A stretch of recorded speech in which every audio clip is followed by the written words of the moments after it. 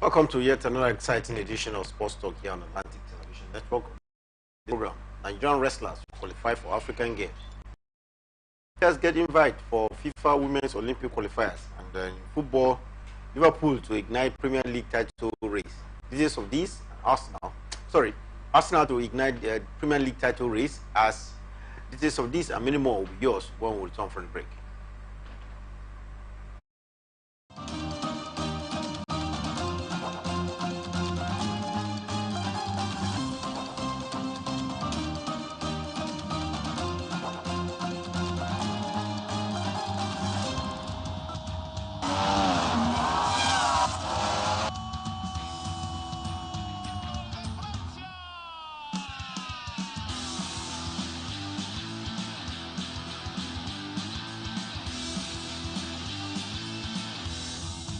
Telling him not to counterpunch.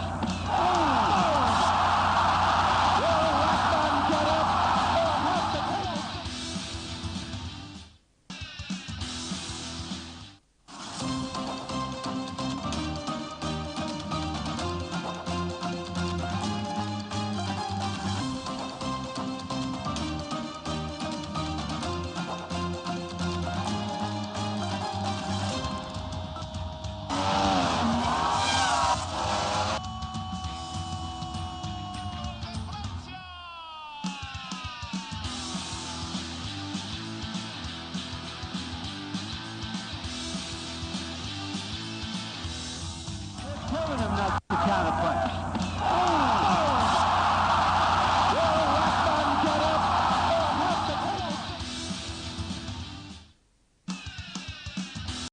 From the line across the ocean to the land beyond the mountains, through the Sahara, we bring on sport news, live analysis, expert discussions on trending stories in politics, business, socio-economy, sports, and documentaries.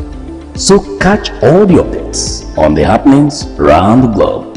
Stay focused on the fact today, only on ATN.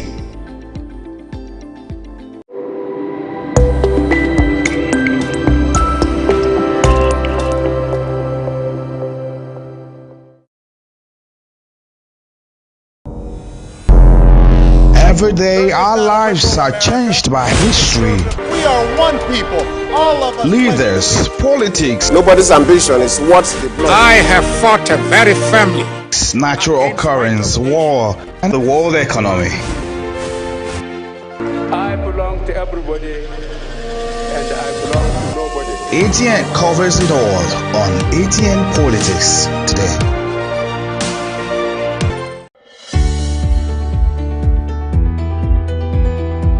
People into the country illegally. That is amazing. You human trafficker.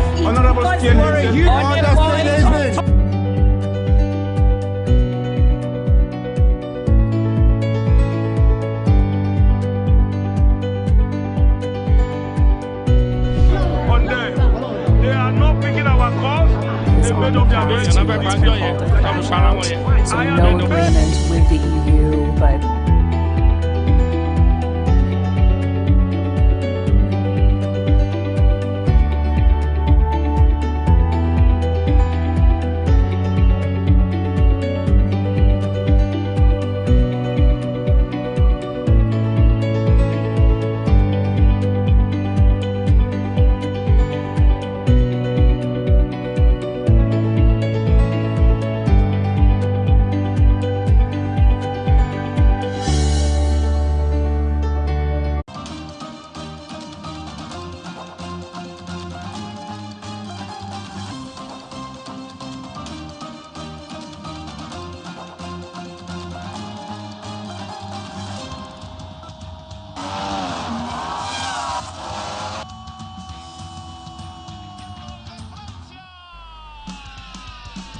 Welcome back. It's Sports Talk here on Atlantic Television Network. On this edition of the program, I have with me Okotam. It's a delightful Monday morning. Good to be here, Mr. Sire. Good morning. We start, as usual, from the local scene where the Athletics Federation of Nigeria's first pre-African Games competition ended in Abuja at the weekend, with the Federation's technical director, Samuel Onikeku, rating the athletes 85% ready for the Continental Fiesta Bay for Accra, Ghana this year.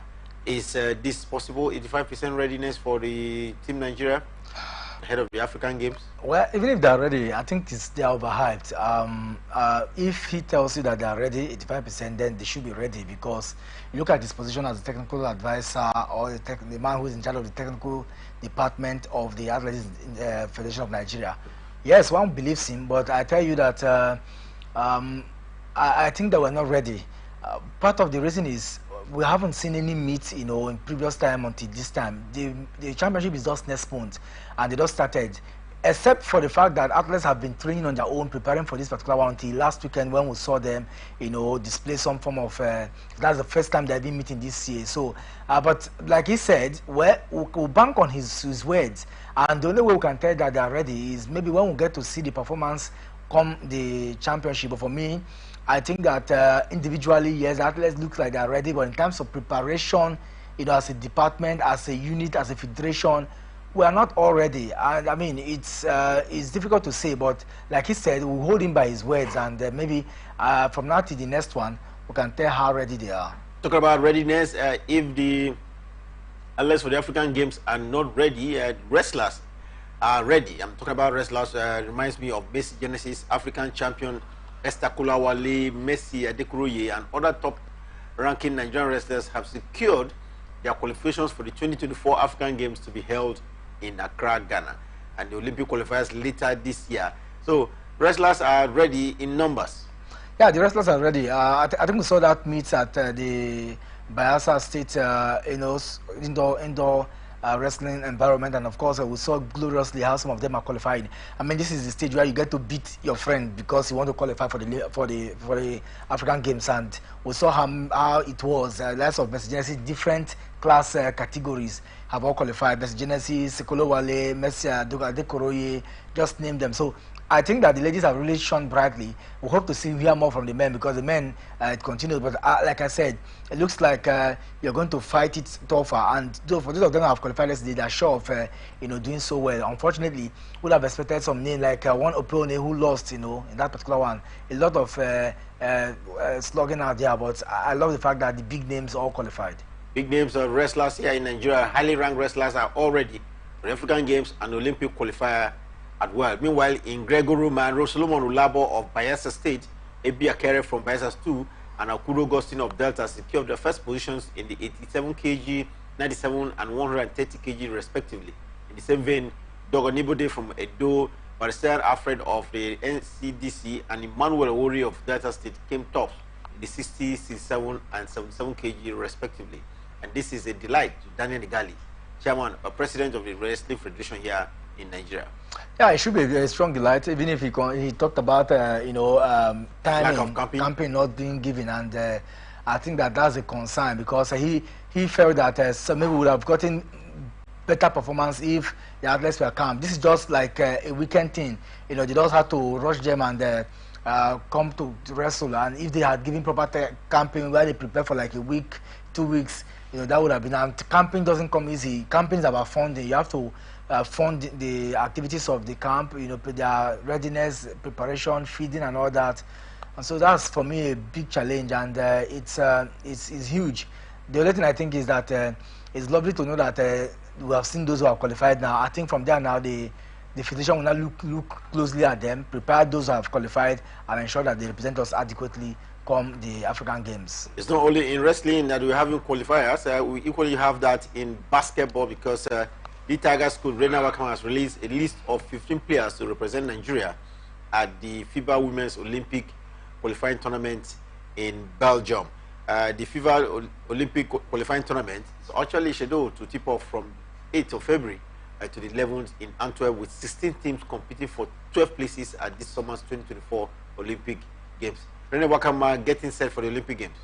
Yeah, although it's coming rather too late. Today is 5th, and you wonder how many days they have left for this particular one. But the good thing is that she has released her list, and it looks like she recorded. My biggest one is that lady, Amakamura, who she called back to the side, Promise Amakamura, who of course missed out because of injury concerns the last time. And I think that the bulk of the squad that won the Afro basket, are all called up for this particular one. And I think that the gel we have in the team, although they never had time to prepare, and that's for me another concern. But let's believe that as they go to Belgium, they will have to do the needful. Don't forget, is out of the 15 teams, only eight tickets will be selected here for the Paris Games, and Nigeria have to do everything possible to be one of the ticket holders. Well, talk about Rene Welcome and the Tigers, the female basketball side of Nigeria. If you remember, they did beat Senegal 84-74 in the final, and we saw that expressive fixture there that took the team to yet another very exciting stage. Well, I hope there's no injury concerns to the team. No, for now there is no. But for Promise Amakamura, she was injured before now. She's been called back. I think she's fit enough now. Let's also hear Ame Okonkwo is also part of the team. And we also know that a lot of the lads, I think 2 home-based players, one from MFM and then one from another team. But I love the fact that we have from the 15 players invited, we have 2 home-based players in this particular squad, and them all are Europe-based players, which of course are what experience we really play a whole lot. Don't forget that we're going to be playing Senegal in the first game after Senegal, then we'll have to play, before we play Belgium. So it's massive, and we need to do everything possible to pick this ticket. Playing against United States of America won't be an easy one at all, but let's see what happens on the long run. The Tigers, remember, qualified automatically for the FIBA Women's Olympic qualifying tournament as winners of the 2023 Women's Afro Basketball Championship that was held in Rwanda, and we now have to face United States and Senegal in Group A. Talking about facing United States and Senegal, well, you want to have some kind of hard reputation that Nigeria and the United States of America in basketball. Of course, the US are very strong, but we have shown that when it comes to basketball, it's not about how good you are. It's about what you have to offer on the day. The pedigree that they have cannot be doubted, yes, but we have also shown that we can beat them. Don't forget the last Olympics qualifiers, we were able to beat them, and I think that basking in the euphoria of that win, we might even get something good, because with the way the Tigers have been going, yes, on the other hand, after winning the Afro basket, they have not really been in any competition as to test their strength and mettle.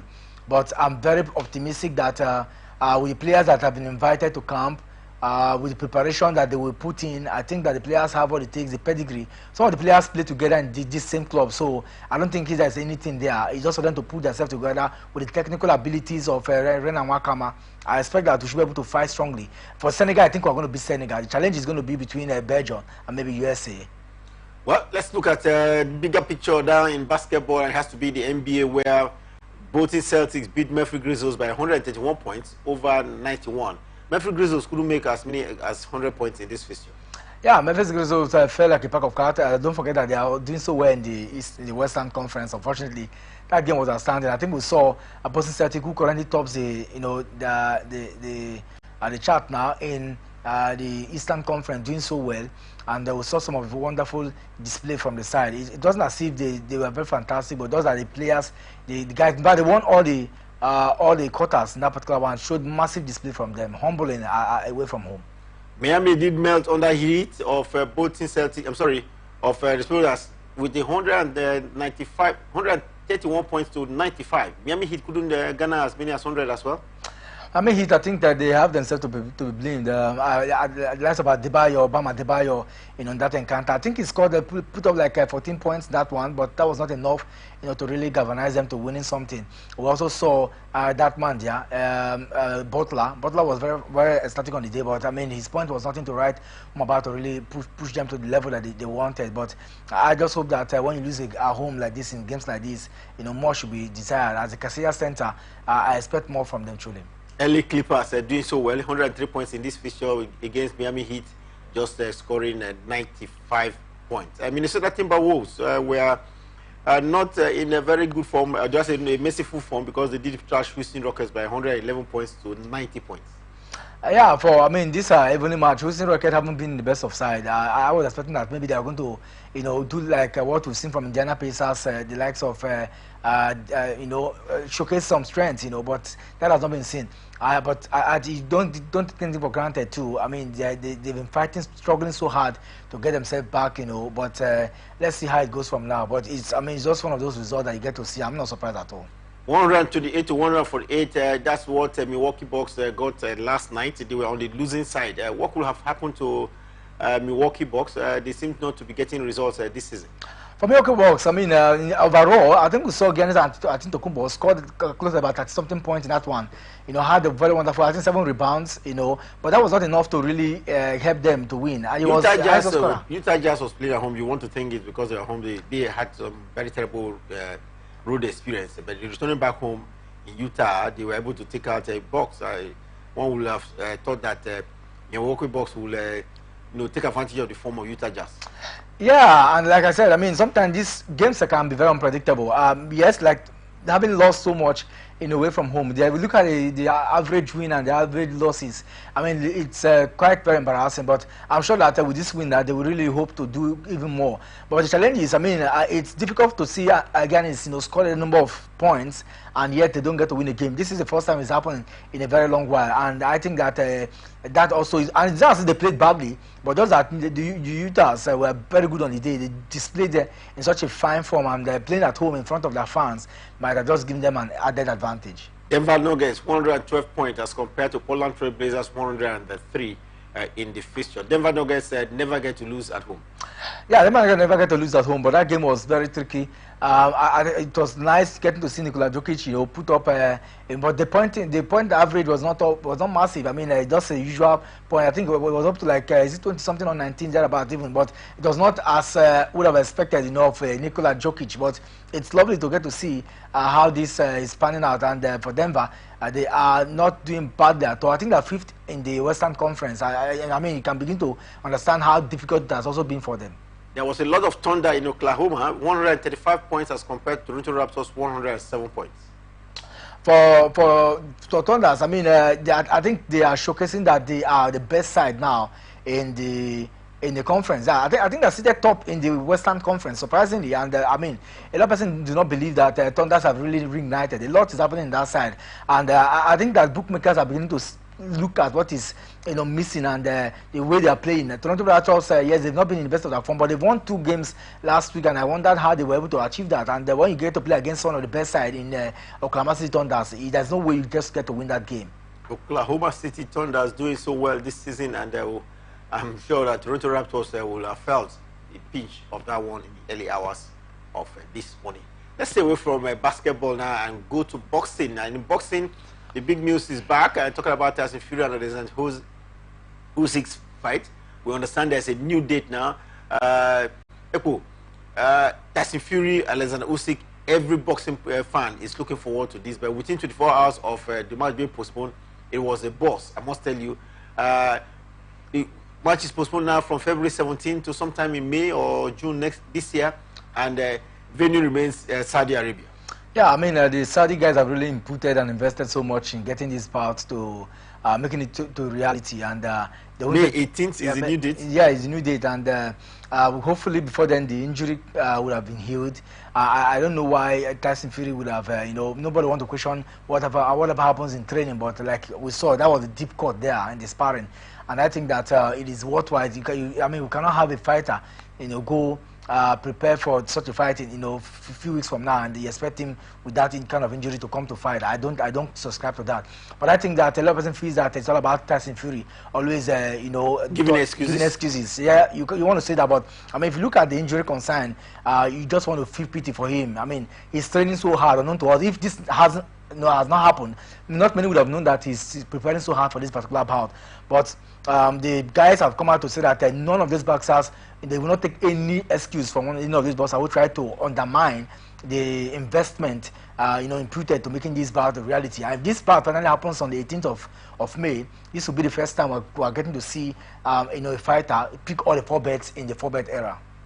That's a Fury and Alexander Usyk. Everybody wants to see this fight, and we hope May 18th will be this fight will see the light of the day. But talking about Usyk, he looks calm, quiet, and the Ukrainian wants to make a political statement as well with this fight. No, he will. He will. It's truly, he looks calm and quiet. He's not been talking.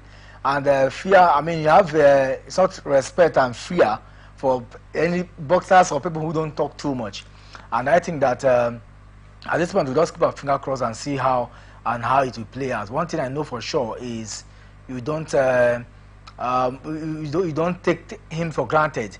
We've seen what he can do when given the opportunity, and let's just see how far he can go. Hands across, waiting for May 18th to know who can be a proud owner of all 4 belts in the heavyweight category. Will it be Alexander Usyk or it will be Tyson Fury, the British, who is very proud, I must say, in and out of the boxing ring. Time for us to take a break. When we return from break, we'll bring you some more exciting stories, especially in the world of football, where preparations are geared up to the semi-finals of this year's African Cup of Nations. Nigeria, South Africa, name them the other 2. But talking about Nigeria, South Africa, we'll let you know what has happened. Besides, another coach has been fired after month of the African Cup of Nations. When we return from a break, we'll reveal his identity and what could have been responsible for the ouster of this coach. Stay with us.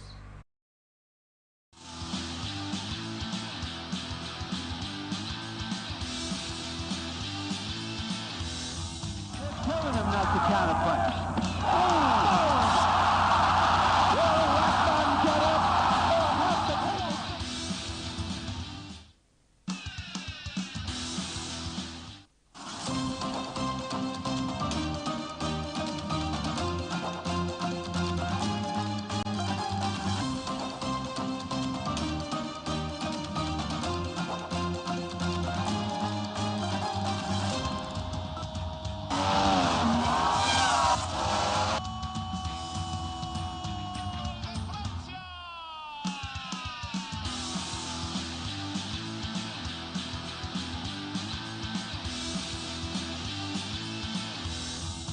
Telling him not to counterpunch.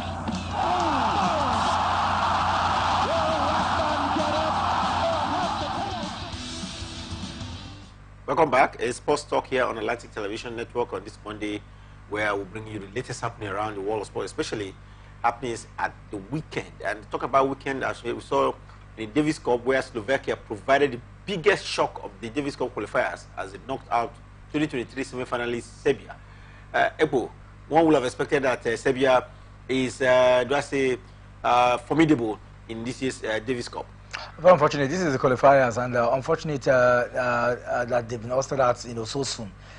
In a game where you don't get to see Novak Djokovic, some of the players are not there. It's he's one of the best when it comes to, but they lost in all the round. I mean, very unfortunate for them, but I'm happy for Slovakia. Let's see what they have to do. The game comes up in September, the group stages, and hopefully we'll get to see how far it goes. Most people don't know that if it has to be Serbia, then the first thing that comes to mind is Novak Djokovic.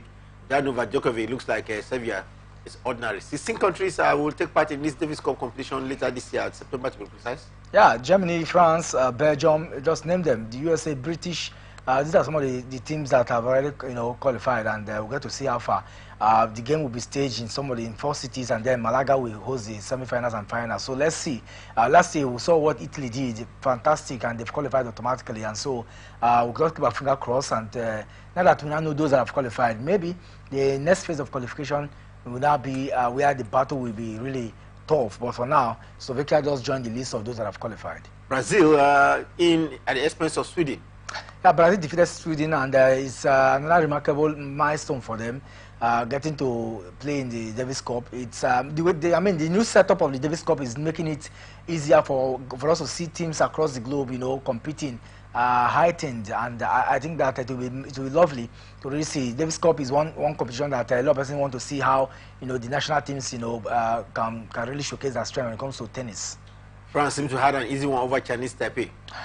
For France, you always know that when it comes to, the Chinese Taipei, they're no match for the firepowers of the French, and I'm not surprised at all. They should get this one done and dusted. No argument about it. Kazakhstan and Argentina seem to be in the same rubber group. For Kazakhstan, yeah, they leveled, but I'm sure that Argentina is up there. I will always be fancy to go through.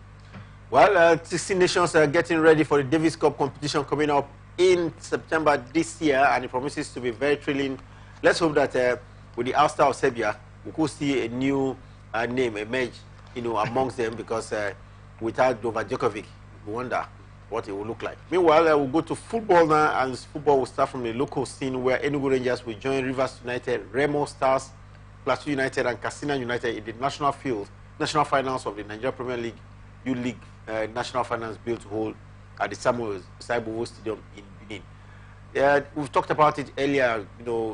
Everybody wants a youth system of football in the country alongside the Premier League, and the league management company, in conjunction with Nigeria Football Federation, has offered us this. How strong is this one coming up at the Nnamdi Azikiwe Stadium? Fine, it's lovely. This is what we have always created for. I mean, talk about academies, talk about our developmental system in the league. You get to see that we have not been doing that, and I'm happy with the new innovations we are getting to see.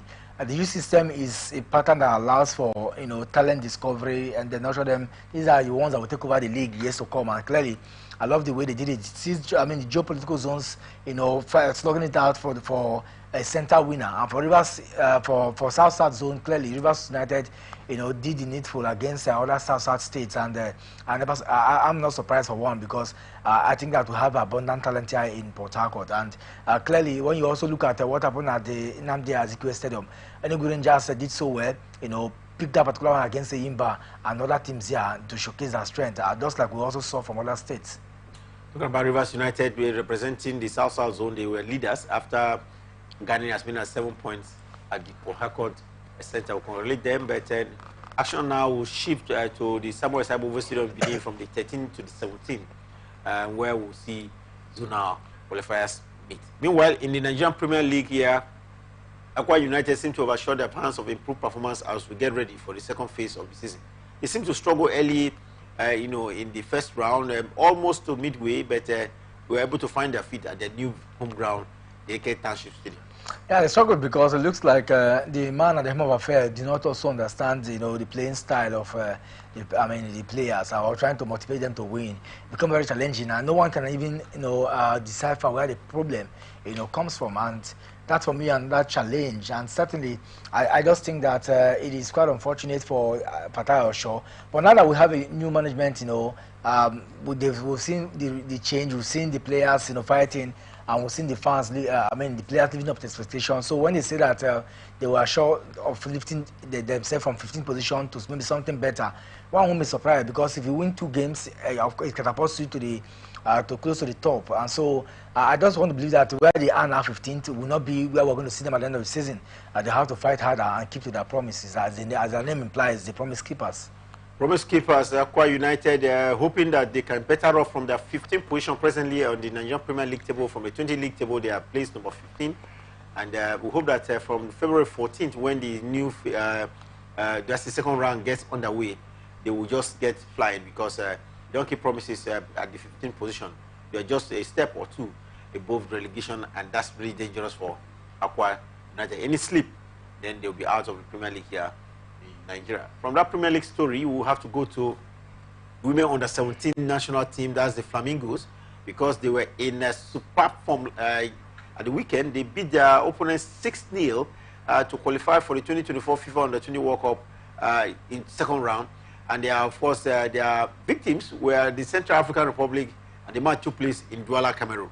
Yeah, I mean, it was an emphatic, statement they made. Yeah, it clearly shows that there are no, they aren't made when it comes to playing at this level. For Nigeria, they've missed it. It was 2-0 at first half, and by the time I followed up a game, you notice that it was 4 more goals scored in the second half. Yeah, and thanks to 2 players who shone brightly. I mean, we saw great display. One got a hat-trick, and then one got a brace, that particular one. 3 players got the 6 goals, and it was fantastic. I think Oluwokwe and his boys truly have, and his lads have done so well.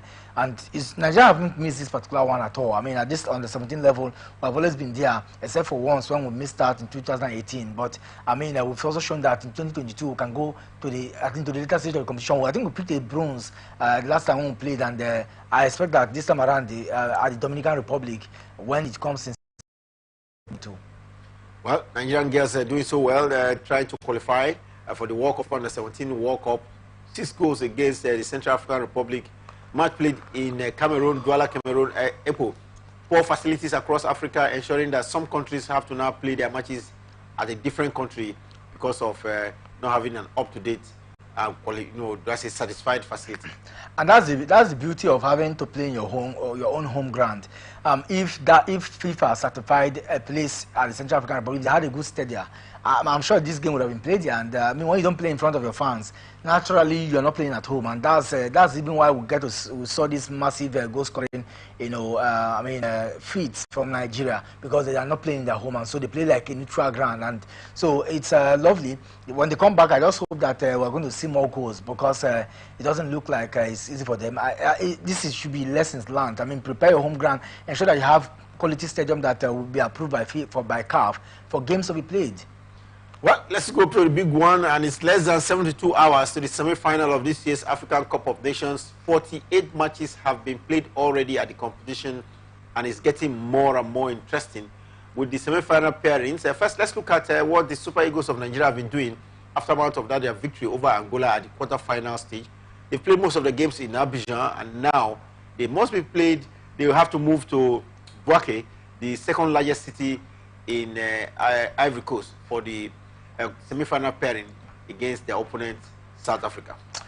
Yeah, and I think that Bouaké Nigeria have some history with Bouaké. You know, the last time too, we also had to play the Ivory Coast hosted, against Egypt. But tomorrow, Wednesday will be a different game altogether. We saw how the players were recovering on Saturday after the game on Friday. Some of them stretching, some of them injury concerns and all that. The team doctors working.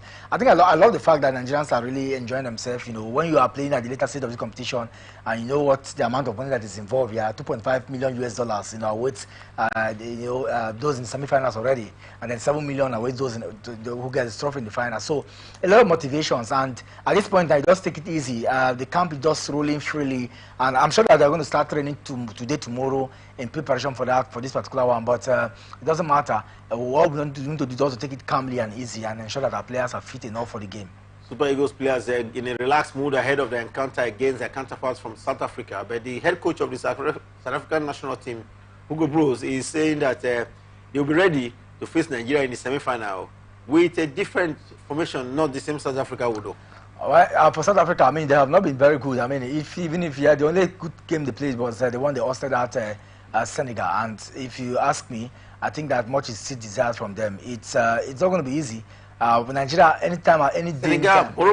Senegal, Morocco, yes. But then you don't take for granted that Nigeria always know that whenever they face South Africa, it's not always been an easy one. And if not, until recent time, it's not easy for them to always win Nigeria. So let's see. It's going to be a cracker, but I expect the best of the best from the Nigerian guys. At the African Nations Cup 24 years ago, Nigeria did meet same South Africa, and it was 2-0. Do you see that coming after 24 years? Well, in recent time, one can tell, especially this AFCON of shock and surprises. It's difficult to really lay your hands on such a historic tale. But I believe that if Team Nigeria, from what we've seen, is there anything to go by, they look like a team that will, roll past the South Africans. And if we saw the dogged display from Super Eagles, especially the attacking prowess of Osimhen, Ademola Lookman, Victor Moses and all that, Moses Simon, I beg your pardon, it will reignite the feeling that yes, we can do it again. But no two games are alike, and that's for me very important. Yeah, we might have a very, very strong defense, but we also need to be at the best to ensure that the South Africans, don't forget that we have home-based players from the South Africa who understand them better more, and the more they go, the better they are prepared. If we get past the South Africa team, I think we might be thinking of winning the trophy this time around, but we need to fight tooth and nail. They are very good when it comes to dragging you, playing goalless, and so we need to find a goal. Look at they started very poorly, but they were ignited, they moved up, and then they gradually qualified from the group stages. We also saw what they did in the round of 16 and what they did in the quarterfinals. Looks like a team that want to really get something, and I'm not surprised that they are doing this well. One thing that shocked me is the fact that they may not be scoring from all cylinder, but they have that desire, they have that strong spirit that they can do it, just like Nigeria. So maybe we share something in common, and that's a fighting spirit, and that's clearly what we've seen from them. now that we know that they have a very good goalkeeper when it comes to penalty kick, I don't think we need to aftermath of the teams that have participated in the competition. Earlier on, we've seen 6 coaches, lose their job. 6 coaches that were took teams to the African competition, lost their job. Now we have coach number 7, who is the 2066 World Cup final, and this is good for the Americans. Very lovely for Americans. I mean, they're going to enjoy the best of football, and it's one that